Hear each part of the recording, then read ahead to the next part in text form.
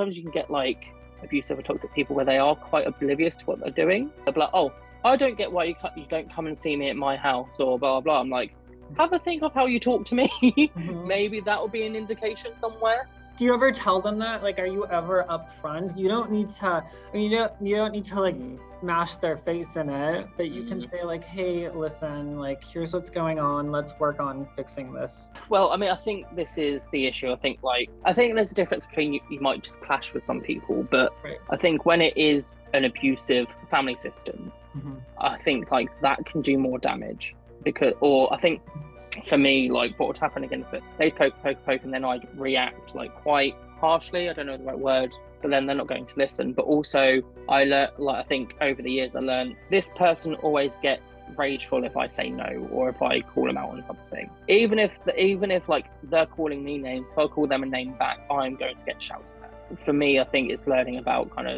that's why I've got no contact, because like for me, I feel quite unsafe around them. I think that's what I want people to take away as well, is that because I think this is the thing, right? With the stuff I talk about, people will be like, oh, well, why don't you take this to their face?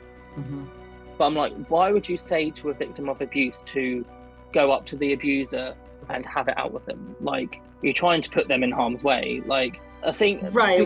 Like big things, no. I meant like little tips, like little like, oh, we had a disagreement. But you're right. I feel like if it is a big thing, you set that boundary and you just let it be. Oh yeah, no, well, I just mean like I think even like if it's an abusive person, even those little things can do damage, or even just recognizing how you feel. Again, I think how you feel around certain people. So I think like with my family, for example, I've never felt safe around them. So am I going to sit down and have a conversation with them? No, I'm not. Because it's not they worth haven't it. No, they haven't listened to me for 20 plus years. What makes people think they're going to suddenly do that now without them kind of blame shifting and things like that? You know, it might be one day in the far future, I might be like, oh, I might have a conversation with them. But sometimes the damage is done. And I think this is the other thing as well. I think like there's a lot of stigma around people cutting off, especially family. People be like, oh, you only have one mum, blah, blah. And I'm like, you don't understand what it took for somebody to get to that point. Yeah, sorry. No, thank you for sharing your story. Thank you for being so honest. I feel like it's important. And I know you touched on this, I guess. To move on to the last kind of piece, it was abuse, neglect, death of someone, and suicidal tendencies. And for that, it's seek professional help, go talk to a counselor, call a suicide prevention hotline. There's actually a eating disorder hotline as well that I didn't realize exists in the US. But go and speak to someone who can walk through where you are, because I feel like there's different levels of suicide. It's not just I'm suicidal. There are people who are like, I'm standing on a bridge right now, ready to jump. And there are people who are, I'm thinking of suicide. I have a bottle of pills, but I don't really know when I want to do that. And then there's people who are like, I'm thinking of suicide. I don't really know how I'm going to do it or when. There are people who are, I don't think I want to kill myself today, but I've had these thoughts a year ago. And this is what kind of brings these thoughts back. So I think there's multiple levels to that. For that, I think the best coping mechanism would be to go and talk to someone who can assess the situation and help. Yeah, I mean, I think, like you said about kind of being at different like stages of feeling suicidal, I think the issue is though, sometimes I think, like, again, for example, people with BPD, they could call up and be like, oh, I'm on a bridge. And they'll be like, oh, well, because you've got BPD, I'm going to dismiss you because you're being manipulative. And they'll hang up. And some like crisis teams will just hang up the phone. That's actually very shocking for me to hear that, because that would be like an imminent risk situation. Like they have a means of how they're going to do it and they have a time frame, which is now. So I feel like in that case, do you feel like it's inadequate training on the part of the health providers, or is it? Yeah, well, I mean, I think because over here, I think a lot of them are. I think it's a bit of both. I think because a lot of it, I think it is like volunteers, and unfortunately, it is like a roulette of who you get on the phone.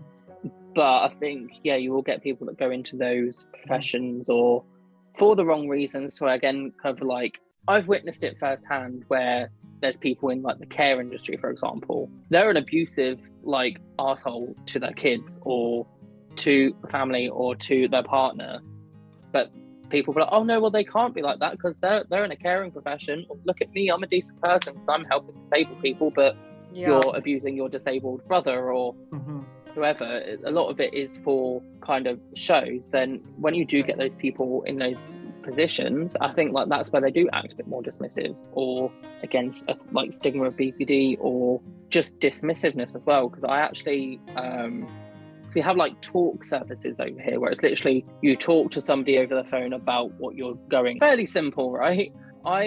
But I got an email saying that I can't access it because I have borderline personality disorder. Okay. Apparently they're not trained to deal with people with borderline personality disorder, and I'm like, I literally just want to talk. Okay, right. So the fact that I'm being dismissed that early on, where it's just talking, then so in my mind, I'm like, well, what's it going to be like if I am at a point of suicide or right? Because I think also as well, people are like, oh, just run a bar. So I'm like, well, that's not going to help when I'm thinking drowning in it, right? Doing so, yeah. And I think unfortunately, again, it's that thing where people are only like trained so much, so there's only so much they can go on. But like, I think it's recognizing that okay, things are underfunded or the service might be trying the hardest, but it's still doing damage. But still, I think like, you know, I don't want to scare people away either. I think like you do need to reach out to professionals in terms of crisis and stuff. I think I've learned the hard way of it. Like I would kind of expect my partner to deal with me in a crisis or a friend would deal with me in a crisis. And while sometimes I don't want to say they're happy to do it, but like sometimes they will. It shouldn't be down to the loved ones to do that. There should be a kind of adequate service to deal with people that are in crisis. But I think often what you'll find is, so like when I had a breakdown a few years ago, I was at a point where I couldn't talk. So I had one of my friends talk on my behalf, and the crisis team was like, oh well, if we can't talk to him directly, we can't help. And so I think like that's really interesting. The person has to be there, but they have to be there. If you're calling in for someone else, you can't really do that because they're not there. But if someone is there and you're both there, you can talk. Yeah, I mean, like eventually got to a point where they were going to come out and see me, but it took a lot of pushing to be like, for them to say he's not in a position to talk. Like he's just trashed his room. He can't talk. He's just, I think I was pretty much just staring into space. For there to be a crisis team and then for them not to understand what a crisis is like, I think there's a kind of miscommunication there. Again, it's the thing where also I don't want to scare people away. I think you do get a lot of people that do help. Right. But because I think one thing that I've used recently is like a text service. Okay. Yeah. Where, because I think sometimes if you can't articulate, sometimes texting's better. I found that quite helpful. Okay. Have you heard of, sorry, not to interrupt, but it's called WYSA.io. It's this penguin. It's like WYSA. It's this really interesting thing. I checked it out. It's you download the app and it's anonymous and you don't even need to like have a login information. You just give it a name and then you can basically vent to it, and it's a robot that will respond back. They push a lot of their services onto you, and there's like the paid portion, but the free portion that I played around with for like 10 minutes because I was, someone suggested this to suggest to other people in crisis. But there are texting things like that. I don't know if there are. I mean, it sounds like you talk to a person in your case, but I think that a lot of these like robot artificial intelligence apps are starting to roll out and bring less people in a certain way. And also I like that you say that you have crisis counselors who may not be equipped to deal with crises, but I think everything that we talked about today is a crisis, right? Having a bad day, having a bad grade, that might not be the same as suicide, but that's still a form of crisis for you. And losing your job or body image or whatever else, those are all different crises. And so that's kind of why I wanted to do this and talk about coping mechanisms that might work for each of these.